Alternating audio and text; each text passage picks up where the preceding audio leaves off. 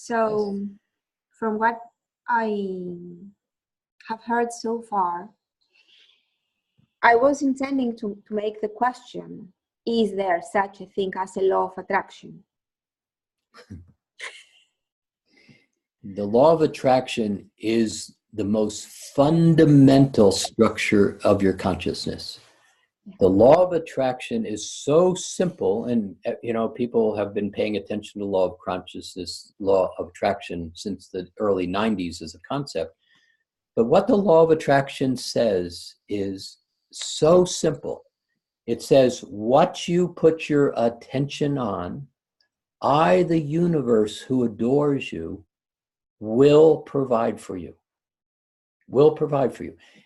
I will not second guess you. You are the creator being. What you want, I, the universe, will provide for you. Now, the challenge is the universe doesn't speak in Greek and English and French and Spanish. You vibrate. You hold vibrations. So you get up in the morning and you say, oh, I've got to go to work. I hate my job. The universe just simply says, he is holding his attention on how much I dislike what I'm wanting to do or my work. And the universe just simply says, wow, what a great creation, this dislike. I'll just give you more. It's like an order. I want more.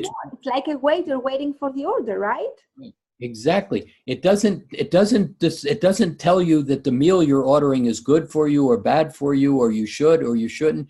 If you say, I want that hamburger, the universe delivers you the hamburger. But again, it doesn't speak in English. So what we do, though, is we carry around in our backpack an awful lot of guilt and pain and abuse and I'm not okay.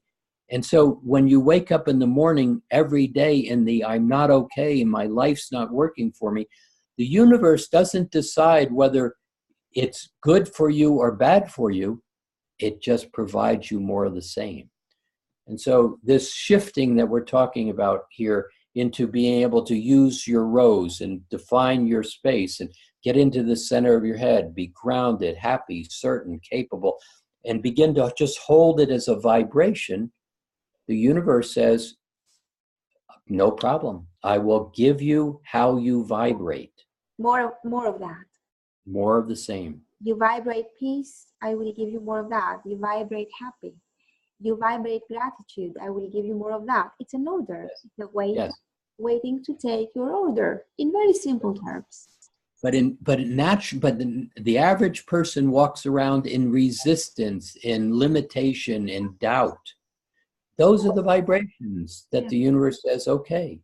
And so this shifting transition we're in from that state of imposition and greed and domination to a state of well-being, you can't take your baggage with you on this journey. And so you're also watching a lot of people have a lot of stuff come up. They thought they dealt with this. It's gone. And why is it coming up again? It's leaving. It's trying to get out of your backpack. And if you begin to understand that's what's going on, and the ability to not hold on to I'm not okay is very doable as you just view it from a different perspective. It all just disappears. Yes. It also happens to me. I mean, we are on a path. I don't consider myself having reached the end of success or of well-being. We are on a path. So sometimes, even in me, I see things that come up, but now I know how to have the discernment to know that this is not mine. It comes there, I observe it, I use my tools, and I get back to my seniority. So I don't have to go repeating my past and my hardship from the past to my future. And what I would like to add here is that what we are saying here is simple, but not easy, as these are words that you have used. And I fully agree with you.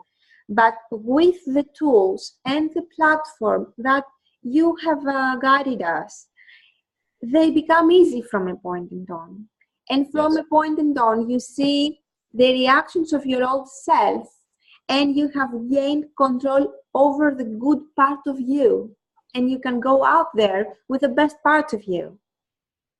Exactly, exactly. You know, the people in Greece are very, very fortunate to have you, because you have a good grasp of how to become happy. Thank you very much. Well, I believe very much in the human powers, very much, and I was very grateful for having met you in my search for what works. You know, in the beginning, when I was 29 years old, I had to go through depression myself. Some of my students know that. So this is when I started searching of how to gain control of my mind, because the rational mind, if you don't know how to gain control of it, takes control over you. So I went through the different kinds of methods of getting over what frustrated me. And one of these methods was that to go back to the problem and talk about it for hours and hours and hours, expecting something to happen. And this kept me kind of, I mean, for some people it may work. I fully respect that. It didn't work for me. It kept me numb for like 4 years of my life. Yeah. And actually, I consumed a lot of tissues. There was a lot of crying, a lot of low vibration. And nothing changed in my life. I didn't gain control of my work. I didn't gain control of my relationships. Nothing changed. So this is why I asked you. This is why I came to the conference in Switzerland. I was blessed to be one of the people there. This is why I asked you now to talk about these things, because people do not need to go through suffering. It's a choice. Yes, it's a choice. There are tools now that work, that they may not take you 5 years of your life to get seniority of your own self. See, the human being is, when presented with good information, makes good choices. And the way, to an extent, the world has worked, as we've been talking all along here, is you're supposed to do this, you should do that, this is good, that's bad. And so we basically go into agreement with how the society says it should exist and we should be. But once you basically start to recognize that really all of that is somebody else's thoughts, somebody else's creations, somebody else's shoulds, and you start to say, what do I want? Not who am I? Because that's an answerable question, but it's a very complicated journey to get there in a way.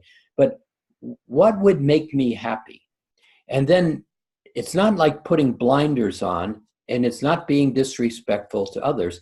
It's choosing a pathway that says, this is where I want to go. I want to go on that vacation in 1 month, and I'm going to put my time and attention into unfolding it. And law of attraction, what I put my attention on, the universe provides for me. And you can do it respectfully. You can do it in a manner that doesn't cause other people pain or suffering. And so as you begin to have a sense of yourself, the ability to create begins to be very fluid in your space. Yes. The great part is other people say, just like your students are saying to you, how did you do that? You do it so effortlessly, and you seem to have so much fun, and you are happier than I've ever seen you. All you're doing is being you, not being the trappings of the shoulds and the don'ts and the goods and the bads of everybody else's opinion, historically, whoever they were. You all in Greece have some remarkable opportunities right now. Not easy, through the changes in the economies, with the euro, with the governments, with the immigrations coming into the country. All appear to be very challenging on the surface, and on the surface they are. But individually, there is a level of freedom that is under the surface. It's the awakening state of consciousness that is very much being provided in places where this level of discomfort and stress is showing up in the world right now. The transition is very real in lots of places, but for the individual to start to say, how do I navigate this from a space of well-being with simple tools that allow you to choose and also assist others without getting into their space, is becoming very, very available. This transition in Europe is happening in a way much faster than it is even happening in the United States.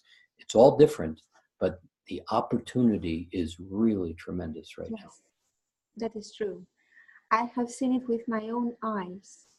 I fully agree with you.